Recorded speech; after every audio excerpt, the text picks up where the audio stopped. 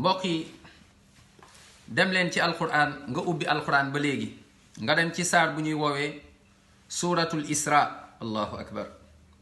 nga dem ci suratul isra nga xool li ci borom bi subhanahu wa taala di wax. suratul isra mu ngi nii numéro 17. suratul isra mooy numéro 17.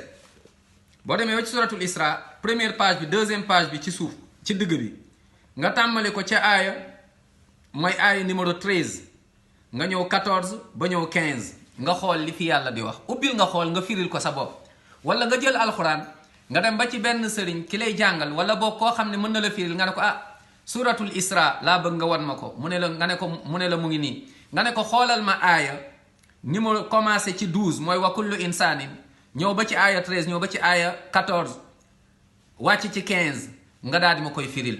lan la fa yàlla di wax? yàlla lu mu feex mu ne yowmal qiyaama ku nekk say jëf ngay yenu di dox ak moom. allahu akbar. ku nekk say jëf ngay yenu di dox ak moom. te nag dañ lay jox sa téere ne la jàngal. yow dañ lay jox nga jàng. ku nekk kay jàngal boppam, kenn du la jàngal. te kenn du am interprète amu fa. ku naan non man maay intervenir ndax maay avocat wu diw, loolu àdduna la. waaye bés penc ku nekk nag li kulli mri'in minhum yawma idin sha'nun yughni. ku nekk am nga lu la doy baytal keneen. allahu akbar. ñu ne la jàngal sa téere, yàlla mu ne gis nga ku jub sa bopp nga jubal de, waaye nag ku dëng tamit na nga xam ni sa bopp nga dëngal. nee na kenn du yenu jëfu kenn yowmal qiyaama. allahu akbar. mbokk yi lii leer na de, lii wallahi dafa leer. suratul isra subhana alladi asra bi abdihi laylan min almasjidi alxarami ila almasjidi al aqsa alladi barakna xawla. ubbil aaya bi nga ñëw ba ci aaya comme tàmbale ko verset 13 ñëw 14 15 demal nga xool mu ngi tàmbale wa kullu insanin alzamnahu taira. jëlal alquran nga dem ñu firil la ko. yàlla mu ne man damay jàng rek aaya yàlla, waaye demal ñu firil la ko. aoudu billahi min alsheytani arrajim. wa kullu insanin alzamnahu tairahu fi unuqih wa nuxriju lahu yawma alqiyamati kitaban yalqaahu manshura. iqra kitabaka kafa binafsika alyawma اقرأ كتابك كفى بنفسك اليوم عليك حسيبا. الله أكبر. جانجل ستير تايدوين الله. اقرأ كتابك كفى بنفسك اليوم عليك حسيبا.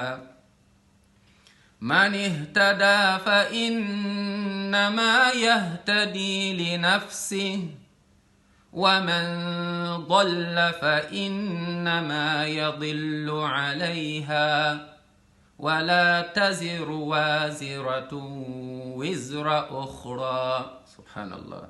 وما كنا معذبين حتى نبعث رسولا. ubbil bul tayal nga jàng ko, jàngal ko sa njaboot ngeen xam lan moom mooy xew bés pénc. kenn du fa mënal kenn dara. fii la jaamu yàlla di am njariñ. yowmal qiyaama yowmul jaza wa yowmul xisaab. fii nag mooy bésu liggéey, fale dañ lay fay. kon nañu góorgóorlu jaamu yàlla, di julli waxtu, di moytu bàkkaar, rawatina bokkaale ak bidaa. ñu topp sunna yonent Muhammad sallallahu alayhi wa sallam. ndax kat mbokk yi yàlla may ñu mujj bu rafet, may ñu leeruk bàmmeel, yërëm ñu yowmal qiyaama, atte ñu ci yërmandeem, dugal ñu aljanna firdaws. yàlla nañ ko yàlla may ñun ñëpp. allahumma amin.